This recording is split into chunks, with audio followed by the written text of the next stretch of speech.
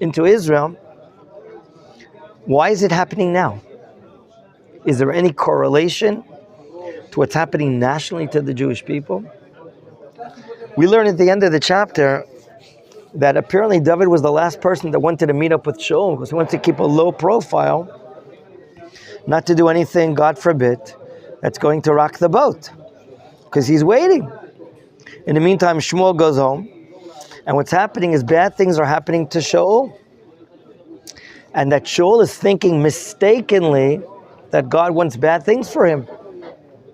And this ruach ra, this negative thinking, this thinking of, oh my gosh, what punishment is coming from Hashem upon me, as the Abarbanel explained as we studied last week, is happening to Shaul. And all of a sudden, a terrible person, not identified here, suggests that someone from the outside come and play music for him to cheer up his spirits and bring him simcha, because we know that the Shekhinah does not come on a person that has sadness, but rather only out of simcha, right? And of all people, David is chosen as the Menachem. He's chosen as the player, the violin player, the harp player to come. And he's so adored by Shaul that Shaul decides to make him his nosei kelim. Nosei kelim is his arms bearer. That means, ironically, what is happening here is that Shaul is making himself dependent upon David. Wow. Anything happening upstairs? Yeah, TP was not there. She's on holiday. She's on holiday? Yeah, and ST said it's in the middle. They've been learning for 3 months now, so she doesn't really advise to join the class. I don't know what to say, so I asked her what should we do, and she gave me this book. I'm going to make a copy of this one, give it to him and see. Okay, and he can come and sit in here if he wants to learn Tanakh with us. Thank you so much for interfering. Ken, we need a Hebrew-English Tanakh for him. Maybe, come. Okay.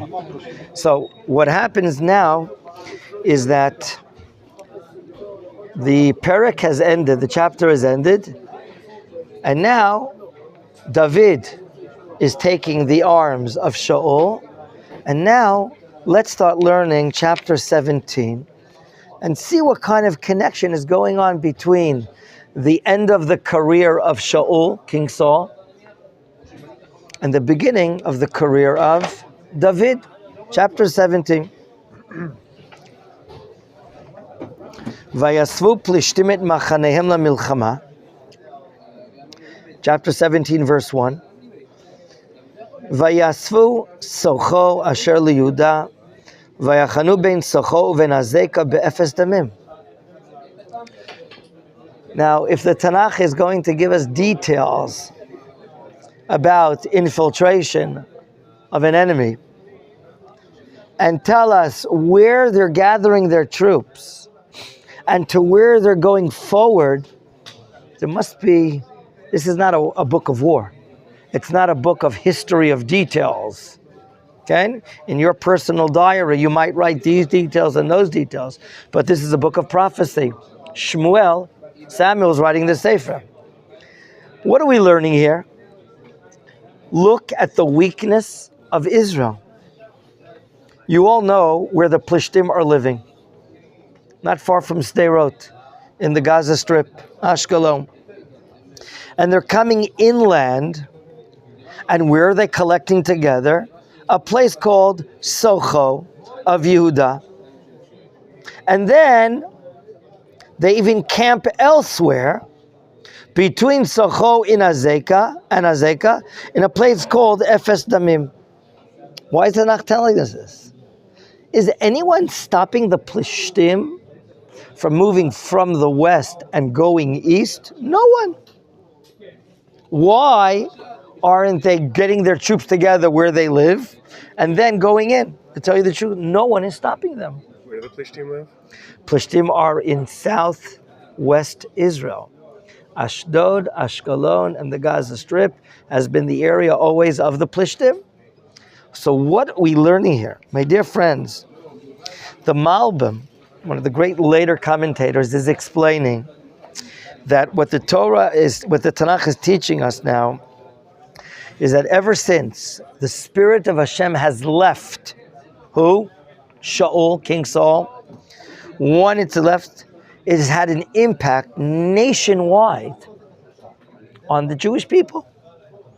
Their gvura, their courage, has decreased. Who notices this? The enemy. The enemy, I don't know what surveillance system they have or radar systems, but they can what? You can smell fear. They can smell fear. Is that an expression? Yeah. Thank you. Okay. What's happening here is a what? It's like fried chicken. Is The same smell? is two opposite situations. Once the king is going down, and we see that he has fears, we're going to read in verse 11. Okay? As you see in verse 11, it says, "Vayishma Shaul v'chol Yisrael et divrei Plishti ha'ela, vayichatu vayireu me'od." Why are the people, Jewish people, in fear? Because the king of Israel is in fear. A direct relationship. So we go back.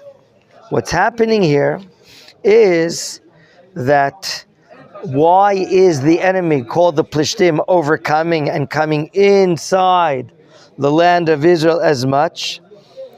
Because there's fear in the Israeli camp and they smell it. They understand it. Now, they are not even scared to go into the tribal area of Yehuda. As they leave Ashkelon and come inland, climbing the mountains, the Judean mountains, they're not scared at all, collecting together in the land of Yehuda, as if they captured the land of Yehuda. Because once they gather in Socho, they travel to another place called Efes Damim, zero blood. Interesting, a weird place to call it Efes Damim. But maybe they're uncontended. There's no one daring us. There's no one saying, "Hey, stop, what are you going?" Efes Damim. It's my idea, maybe why it's called this weird place, because there's a significance here. Now, let me ask you, when is this happening? The Plishtim are coming inland. When was the last war between the Plishtim and the Jewish people? Not so long. Not too long ago. Months maybe? Who knows? It could have been a few months or less. Agag, the king of Amalek, although we won the war, we didn't kill out all the people of Amalek. We had a Torah mitzvah to wipe out men, women, and children of Amalek. They are the direct opposite of the Jewish people. And when Shaul fails, God sends Shmuel to stop or rip up his kingdom. So we don't know what pause in time, but the fact that they're coming at us now, after the former war, is showing us that no one is contending them, no one is stopping them. Pasuk bet, V'Shaul v'ish Yisrael ne'esfu, v'yachanu be'emek ha'ela, v'yarchu milchama likrat plishtim. Here in verse 2, interesting, it's Shaul and Ish Yisrael. It doesn't say the Jewish people are gathered in Emek ha'ela. Elah is the valley in this area. Today it's the area called Beit Jubrin. We know exactly where it is. We went on a tour on Yom Ha'atzmaut, Independence Day, exactly to see this area, the Elah Valley. Okay, and it's the low Judean hills. And interesting that it's Shaul and Ish Yisrael, because later as well we see the term here in verse 11, what we read before, Vayishma Shaul v'chol Yisrael. Again, Shaul and Israel. And we'll see it even again. My dear friends, it could very well be that the movement of this army of the Plishtim army is because they sense there's no leadership, no kingdom stopping them. And that's why it's Shaul, who's not even acting like a king, and all of Israel. There is no leadership here, and they're taking advantage. And it could be, and we've stated it here before, do you remember we brought the words of the Vilna Gaon on the book of Habakkuk? I think that's the Sefer where his commentary appears. What is the role or the objective of the Plishtim? Their role is to go up against Jewish sovereignty of the land of Israel. That's what the Vilna Gaon explains in Sefer Habakkuk, I think it's stated. And here they sense there's no leadership. There's no leadership. And therefore we're going to take over. Let's continue reading. So right now, we have the Jewish people, an army, settled in Emek HaElah, in the Elah Valley. Okay? A little distant from the Plishtim, who have traveled from Sochot to a place called Ephes Damim to be close to us. And if they're getting close to us, wow, we don't see any attack.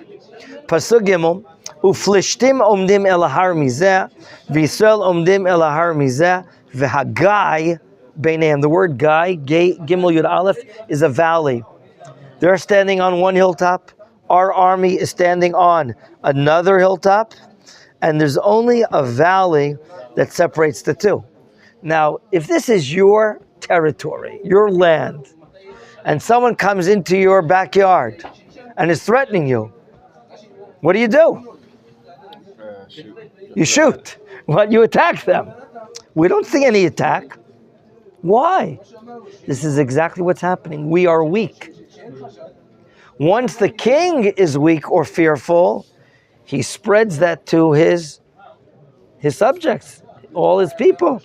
No one is taking the initiative to fight them. Not long ago, we went to war, led by Shaul, who showed strength, although some weakness, and we won the war, but we didn't kill the Amalekian king. And we took the sheep, and Shaul allowed it to happen. And now, this war, so far we're seeing that the beginning of the war is really a spiritual war. The Plishtim are ready to attack us because we are spiritually weak. No king is expressing himself. Okay? And now, let us see the terms used by the Plishtim army. Is this really a war, a spiritual war, or not? What is it about?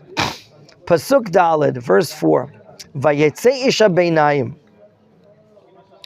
Okay? In the middle of the camp, someone comes out. Okay? Mimachanot Plishtim, of the Plishtim army camps. Goliath Shmo, his name is Goliath. Migat, from the town of Gat. Govo Sheish Amot Vazaret. So he's going now into the valley, in between the two camps. And here, the Tanakh wants to tell us what his strength is. And first we hear about his height. Sheish Amot is 3 meters. Is that about the height of the ceiling here? No. It's a little more. It's maybe 2 meters. No, it's not 2 meters. It's 2.5, that's all? Yeah, I think so. Okay. Yeah. So he's taller than the ceiling. 3 meters. Sheish Amot. 1 Amah. This is an Amah. And even more, plus a Zaret. Wow. That's physical height. Furthermore, Pasukei, V'chova nechoshet al rosho.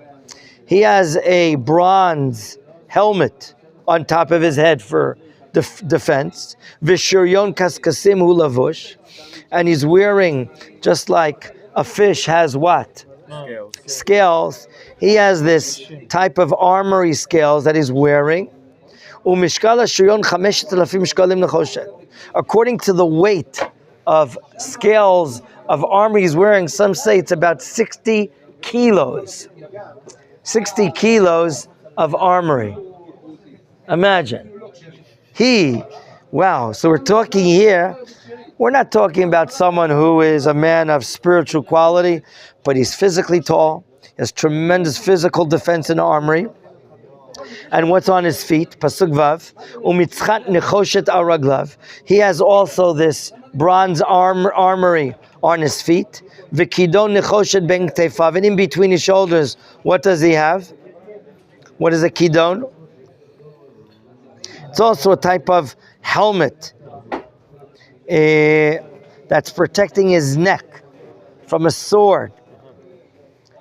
V'chetz chanito, and the spear that he has, kiminor orgim v'lehevet chanito, and the sharpness of his spear is very sharp. Shesh mot shkalim barzel, it's like 7-8 kilos of iron. His spear, a 7-kilo iron spear, well, you can do a lot of damage with that. V'nosei tzina holech lefanav. Who's going in front of him? He has someone holding a shield going in front of him. So what do we notice so far? That this giant has physical, brutal strength, apparently. And the reason he's going out, because he has a message to deliver to the Jewish people. But so far we see that from the strength of his body and the protective devices that he's wearing, he's going out to attack Israel. Pasuk Chet, Vayamod, Vayikra el Marchot Yisrael. This term, Marachot Yisrael, is the organized army. From the word aruch, battalions. From the word, they are aruchim. They are organized and they're set up. I thought it would be like from Marech, like system. It is a system of organized army. Okay. That's exactly right. You're very right. And here he's standing out, Vayomer lehem, and he says to them, he's in the valley, not far from us. Lama tetzu laroch milchama. Wow, thank you so much. Why should you be what? Coming out to wage a war. Halo anochi plishti. Look, I'm a plishti. So what? Vatem avadim l'shol. He's cursing now. He's belittling Israel and saying, all you people, you're not free people. All you are avadim. What is avadim? Slave. You're slaves to Shaul. And they're not even calling him King Shaul. Just calling him the name of the person. And he's belittling them and saying, Bru lachem ish. Bru, from the word livror. What is livror on Shabbos? Separate. Very good. Separate. Choose for yourself an ish, a warrior. Let him come down to me. So we see here something very interesting. We have a definite low situation between the Jewish people themselves. We don't have a king. We don't have a king, in fact. And this fear, and because maybe the enemy sees the fear, they take advantage.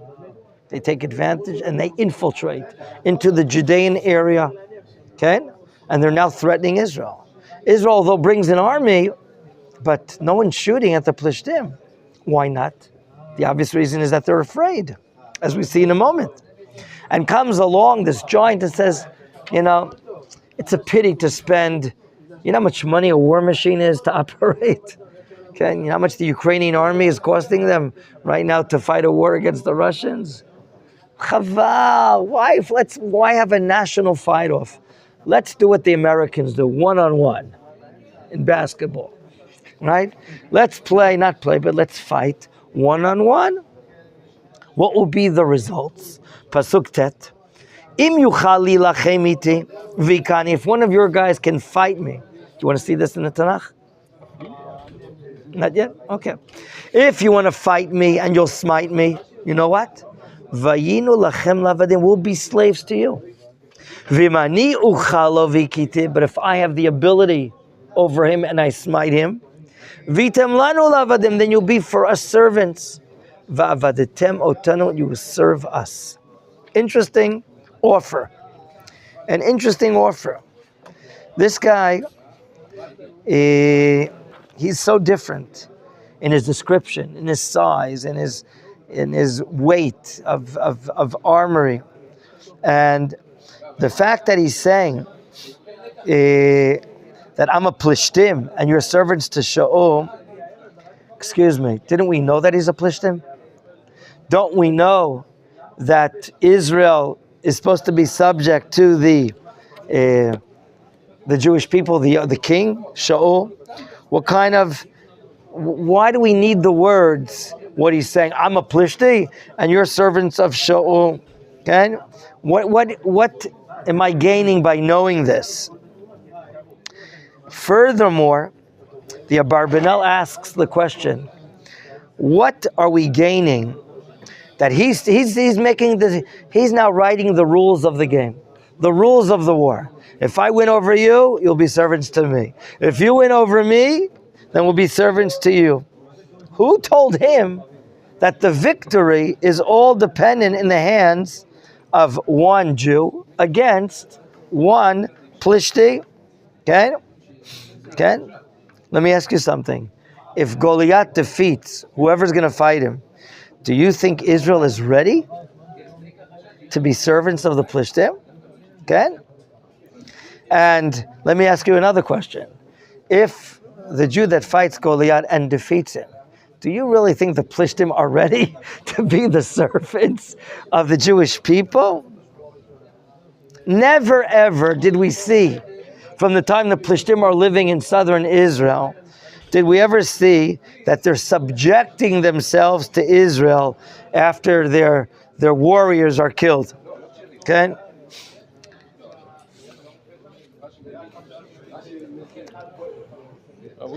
So what's that? 1 second. So the question's a question. What is the answer?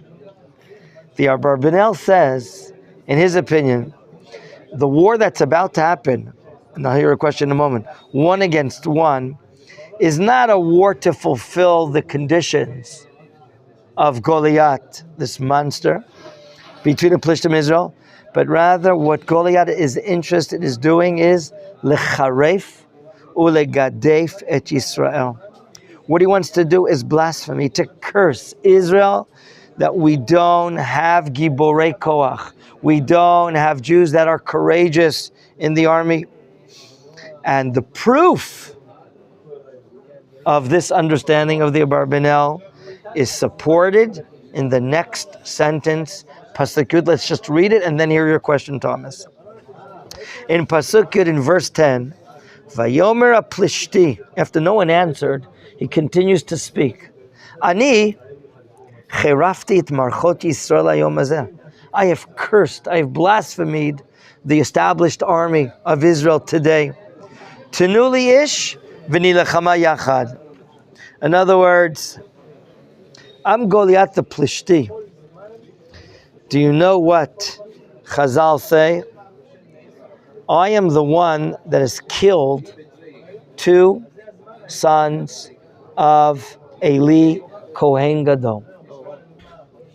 Do you remember in the opening up of this Sefer, when we had the Mishkan in the city of Shiloh, and it's the last period of the Kohen Gadol called Eli, the high priest, and we learned about the intervention of the Plishtim moving from the area of Rosh Hashanah of today, infiltrating, destroying the Mishkan in Shiloh, and killing 2 sons of Eli.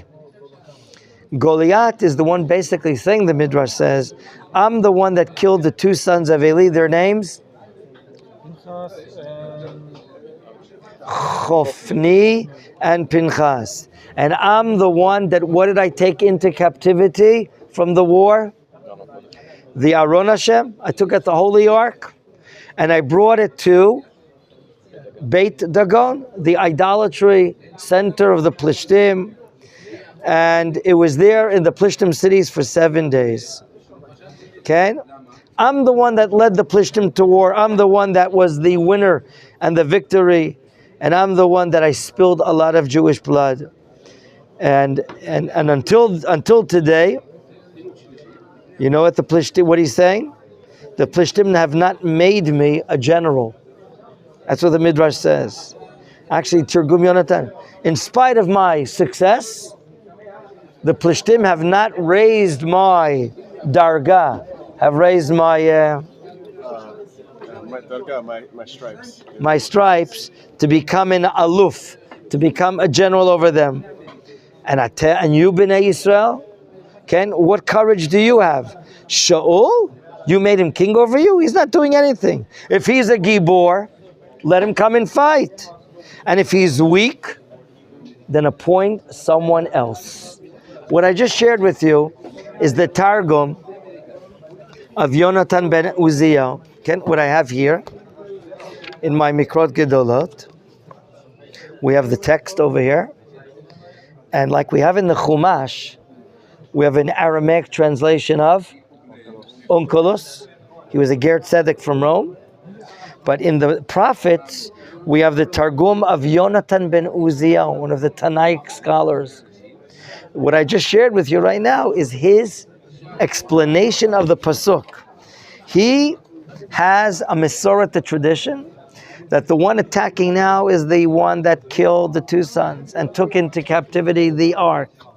And yet he has a complaint against the Plishtim administration that he's not been made into a general.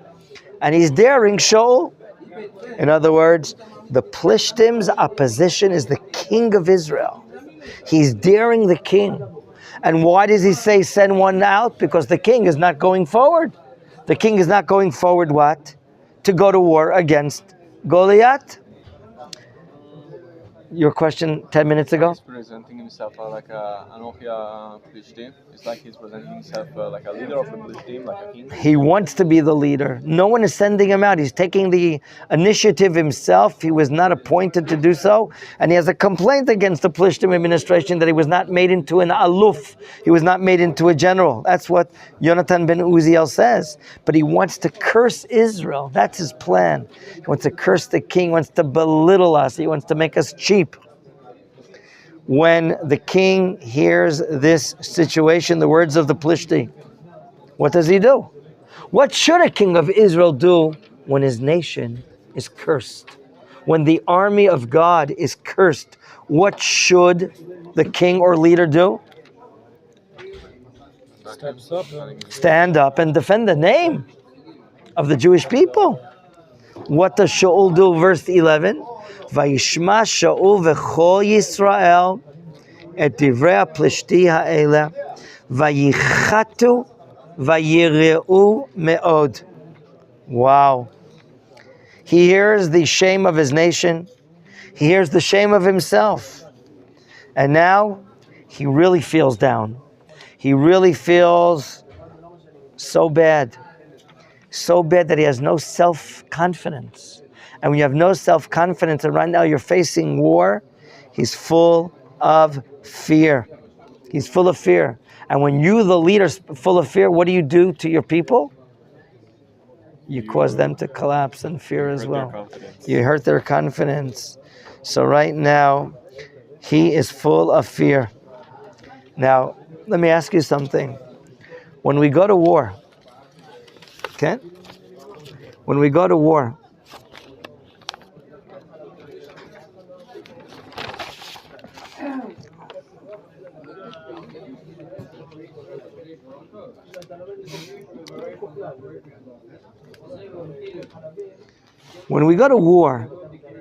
whoever has fear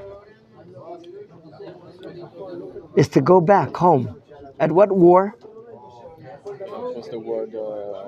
Not a war of mitzvah. There are two types of war, aren't there? One is a milchama, a war of mitzvah, to defend the Jewish people, the land of Israel. And there's another war called milchemet reshut. Very good, reshut. Reshut is voluntary. You want to conquer Saudi Arabia? Do you want to conquer Turkey? Where do you want to go? You want to conquer lands that don't belong to the Jewish people? That's not a war of mitzvah. If you have fear, you don't go out to that war. If you have a wife and you haven't been with her yet, you don't go out to that war. Now, if you have fear in a war of mitzvah, you're really in trouble. Because a war of mitzvah, you're supposed to leave your family, Leave your mind away from your personal belongings and family and join the army and fight the war of mitzvah. But here, we don't see any courage. We see the opposite. So right now, we're the war heroes of the Jewish people. Right now, we are in a state of fear. Okay? Do you remember? There is a special Kohen. There's a Kohen Gadol that works in the Beit HaMikdash or works in the tabernacle, but there's a special Kohen to prepare the nation for war. And the Kohen goes and gathers the people and he says, who's someone that has fear?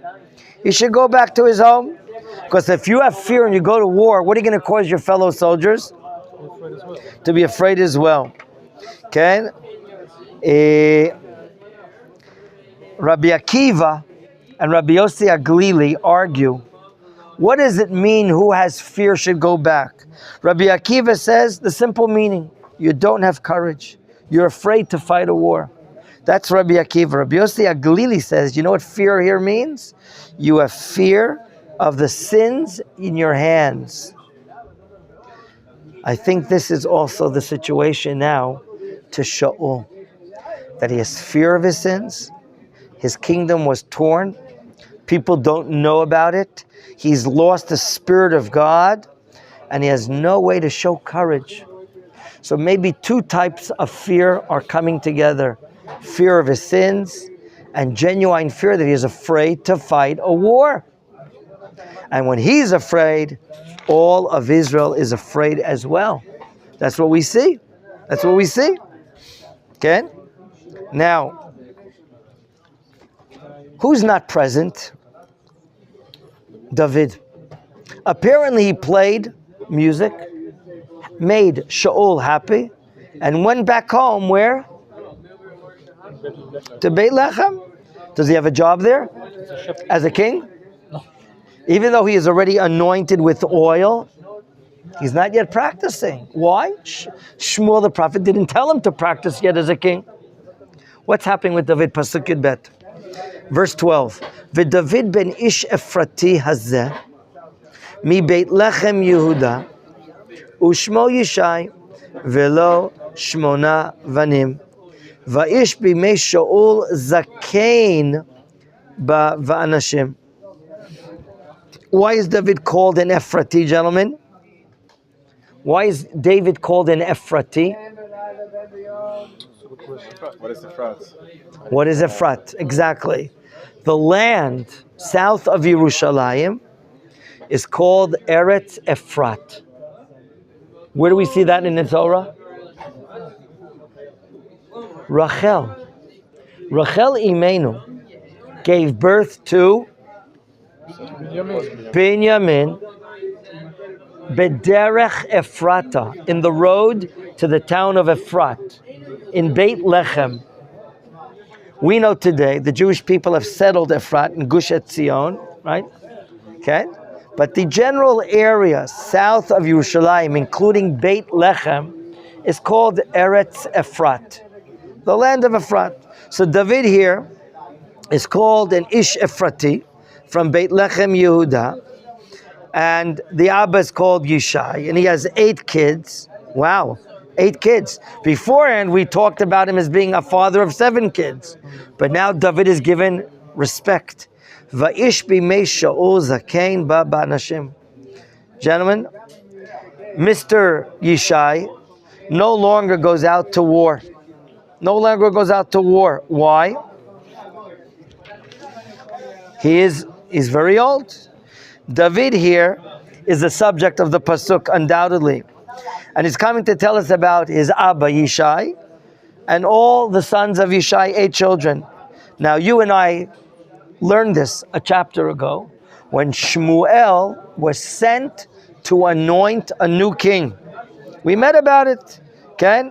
We met about it that he came, and when Shmuel came and he anointed David amongst all the other brothers, we ask ourselves, what's new here? We already know David is the son of, and that David has how many brothers? 7, and altogether they are 8. Okay? So we want to find out the answer to this question. Mr. Hashem will do that starting